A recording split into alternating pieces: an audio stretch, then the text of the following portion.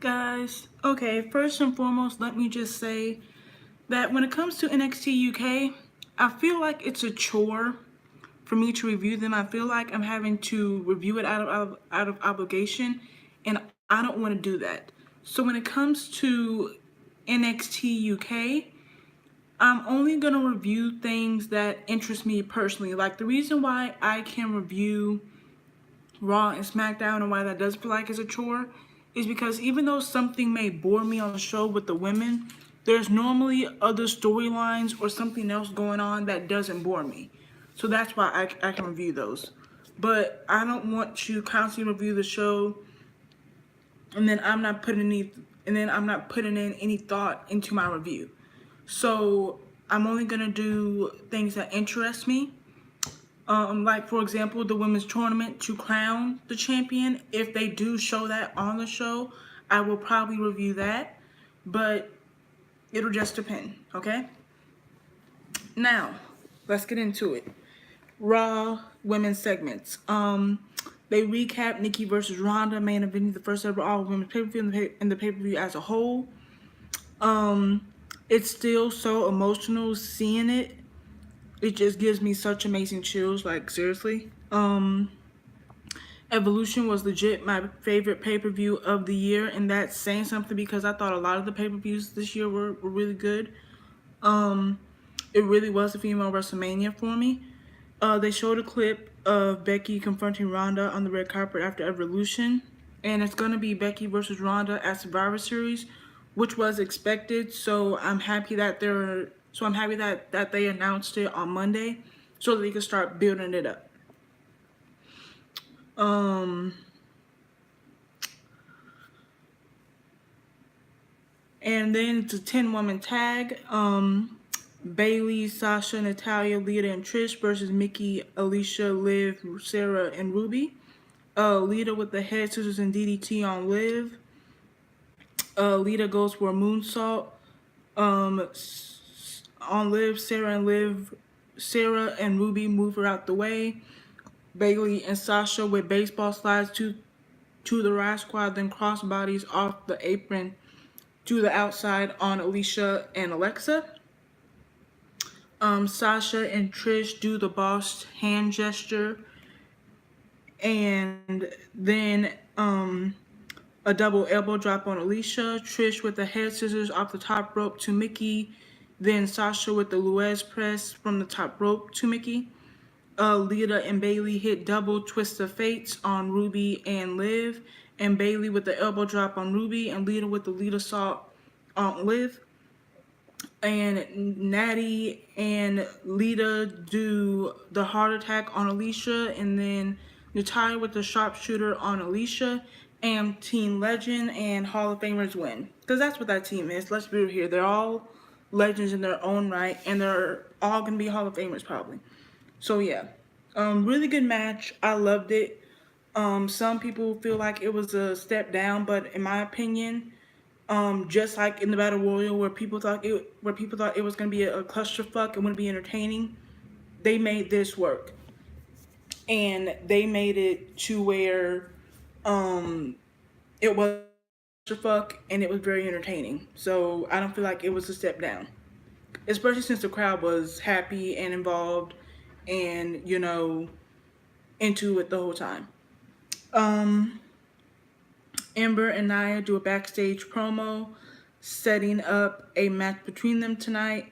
It's going to be Nia versus Ember. I love when Nia throws Ember because it's just the rotation that Ember goes is amazing. Ember with the cannonball to the outside off the second rope.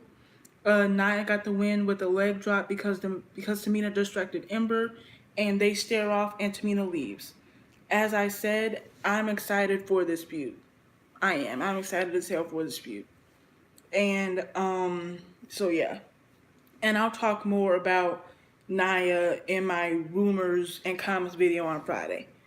But yeah, really good night for Raw women. I was interested in everything, so did its job.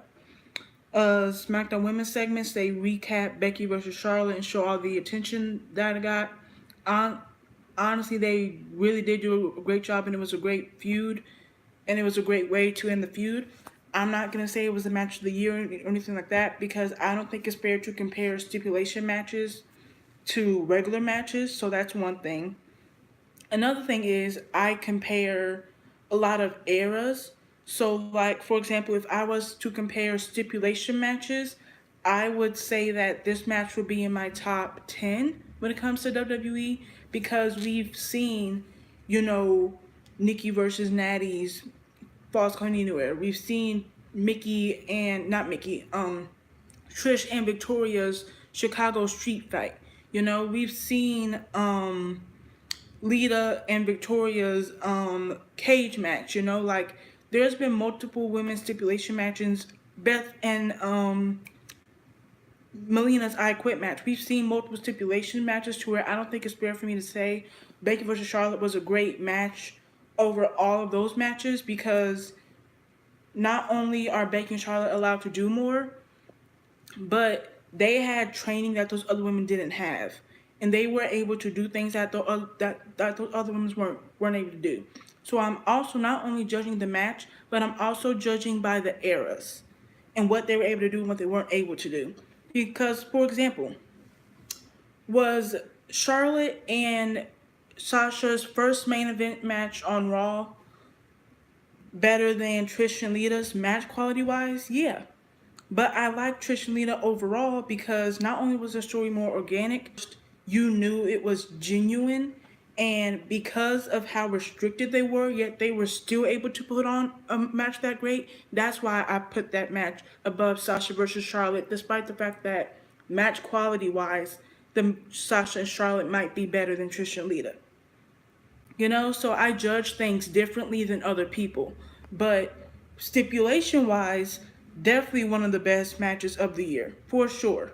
Men or women. In WWE, I'm saying, because y'all know I don't watch the indies like that. But definitely the best, definitely one of the top 5 for sure stipulation matches of the year. For sure. Not going to take that away from them whatsoever. But I judge differently when it comes to matches and quality and all that stuff. So yeah. Paige and Charlotte are backstage, and Paige asked Charlotte to be the champion, to be the captain of SmackDown's women's team. And Charlotte says she doesn't think she's the right woman. Paige reminds Charlotte of some encouraging words that she told her, and asks Charlotte to think about it. Nice segment. It gives a storyline for Charlotte of like she's doubting herself. She's doubting if she really is this big star, if she really is who she portrays, in a sense of like, I said I'm this, and yet I still haven't been able to beat my best friend. So they're building a storyline with Charlotte's character, babyface, and I feel like that's good. So I can't wait to see where that goes. And then Becky basically did a promo hyping her match with Ronda. She says she's not here to cosplay or to talk about a TV reality show. She's just walking into Survivor Series to rip Ronda's arm off. Nice promo. I'm not a huge Becky mark. In fact, a lot of the times Becky bores me, but she's, you know, doing fine right now, so I was okay with it. Promo was really good. It was cool. And then a lot of people were mad that there was no women's match for SmackDown. But I'm like, when you think about it, they kind of built in a story to where SmackDown could have matches next week.